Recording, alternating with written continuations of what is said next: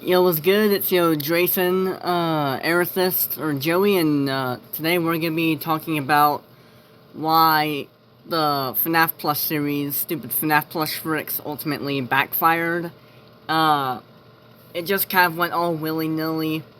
There were a bunch of, too many side quests, within the series, and I'm trying to fix that right now.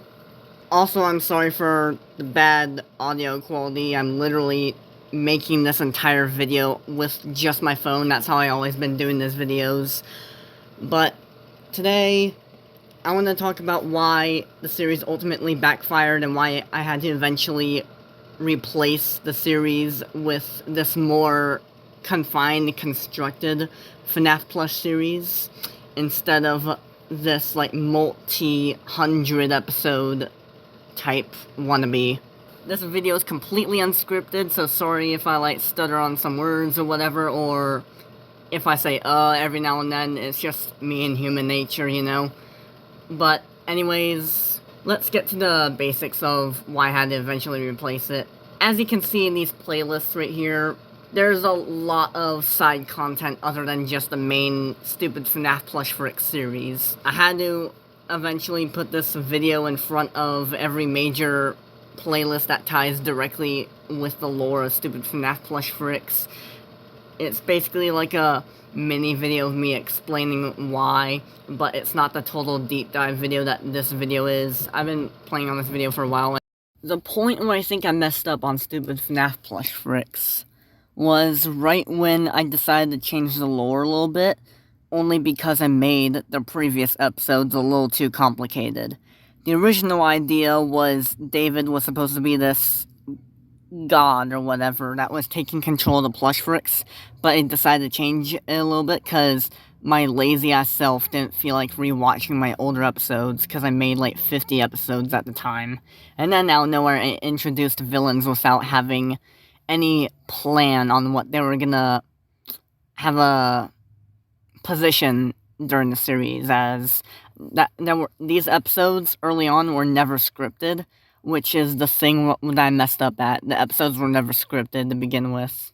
So that's what ended up me leading up to decide to cancel the entire series, because I felt like, okay, it's not gonna be easy for me to fix all this. It's easier to just restart the whole thing as a brand new series altogether. So that's how I came up with the Living on Living series, which is completely scripted, but on my part, so it is still fun for me to make unscripted videos. That's why I made FNAF on Crack. Those videos are completely unscripted. They're not going to have a story or anything like that. Maybe a story per episode, but it'll just carry itself like SpongeBob does every episode or whatever. And the major thing I do want to focus on this series is a certain aesthetic-y feel. It's like a kid's thriller type tension scenario thing to this, is why I want people to feel. Mainly kids, because I'm gonna give it that tone, that feeling, when you watch Zootopia or Puss in Boots: The Last Wish, spoilers. I wanna kind of give it that same feeling, where, in the first, half of Zootopia, it was mostly a happy, average kids movie, right? And nothing, dark or anything was happening, right? It was just a bunny cop trying to do her best and whatever. She gets a sidekick, Nick, I guess, and they both have to crack a case. Some mischief goes along the way, but doesn't get too dark. But, it really starts to heavy hit when they go into this massive complex on the cliffside, and that's where the tension for the rest of the film really starts to build. And where I think it crossed the line was, in a good way, where I think it crossed the line of a PG barrier, at least for today's age, was when Nick and Judy were in the museum and they were trying to escape whatever the fuck the sheep's name was. And they try to escape from her, but they both get shoved down into an exhibit, a deer exhibit, and Nick goes all rabid and stuff, and pretends to kill Judy, which doesn't happen. That scream she made was too much for a kid's movie, you know what I mean? But in a good way, I loved it. I don't know why, but something awoken in me that just liked that kind of tone. I like the idea of a kid's movie suddenly becoming so fucking dark in an instant. That same thing goes for the second Puss in Boots movie. Also, there's still spoilers, so skip to whatever time this thing right now says if you don't want to be spoiled by anything. So, recently I watched, like, film critics review, like, the second Puss in Boots movie, and I really agree with them. I think Death, or the Wolf, or whatever you want to call him, I think I'm just gonna call him Death, because I believe that that is the actual name of him, because he is the manifestation of death itself. I, myself, can agree with my own opinion that he is the best DreamWorks villain ever made. From all the DreamWorks movies I've seen so far, of course. I haven't seen the classics, like that one movie where they are on a treasure hunt or whatever. It's the one with the meme that where they go like both is good, and the other one where it was about Egypt and stuff. Those two I haven't seen. I've seen a few other. I've seen like most of the animated, like the 3D animated DreamWorks movies, but other than that, I hadn't really seen much. But I also want to give the Living on Living series that feeling you get when you're watching Puss in Boots: The Last Wish, and it's that first battle sequence between Death and Puss. And I want to give it the same feeling from the very beginning of the movie to the part where he starts to drip blood from his head because his skin got mildly sliced by one of Death's sickles. So, bottom line, what I'm trying to do with the replacement stupid FNAF plush friks series, the Living on Living, I'm trying to give it the general aesthetic of a kid's movie or a kid's TV series, but halfway through an episode or halfway through the season, it gets really dark for its rating, I guess, but in a good way that makes it very memorable to the viewer. That's exactly what I'm trying to go for. Like, the more darker it gets, the more realistic it gets, the more human it gets. But in the beginning of the series, I want to have it all kind of like cartoony and whatnot, all happy and stuff until everything falls to shit. You know what I mean? So, yeah, that's the kind of thing I'm trying to go for with this new replacement series. Now, let's talk about the potential future of the series and where it'll probably realistically end up versus where I want it to end up. So, where I want it to end up is, of course, who wouldn't want to make their own, like, official feature-length movie in the movie theater and stuff, right? That's, not gonna be FNAF Plush's Take Manhattan. That's gonna be a YouTube full-length movie, probably, nonetheless. It probably most likely won't be a playlist chapter selection movie type thing. It'll most likely be a full-length movie as one full last video or whatever. There will most likely be 3 full-length FNAF plush movies I'm gonna make, and I want the third one, or even fourth one if possible, to be the actual feature-length movie that I want in cinemas. But realistically thinking, that's most likely not gonna happen, sadly, although that would be cool, and I can totally see that happening. But it most likely won't, because I had to, like, do all the thing where I had to, like, contact, like, Blumhouse, Scott Cawthon himself, get permission and rights to make the movie, you know, and especially when I'm using merchandise of their characters. And then I gotta go contact other places that made the other toys that are gonna be featured in the series as well, in the movie, you know what I mean? I mean, it can be done, but it's most likely not looking up to ever happen, although I do want that to happen.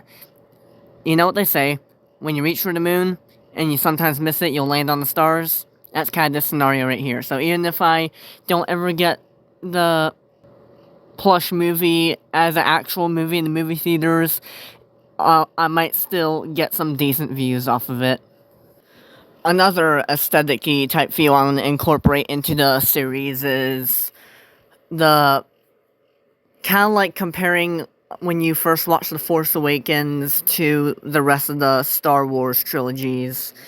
In my opinion, The Force Awakens is amazing, and it's the only good or beyond decent Star Wars movie of the sequels trilogies there is. The other two movies are, well, The Last Jedi, it's at least tolerable for me, but it's not its best. But The Rise of Skywalker, yeah, scrap that shit. I don't know what they were thinking making that.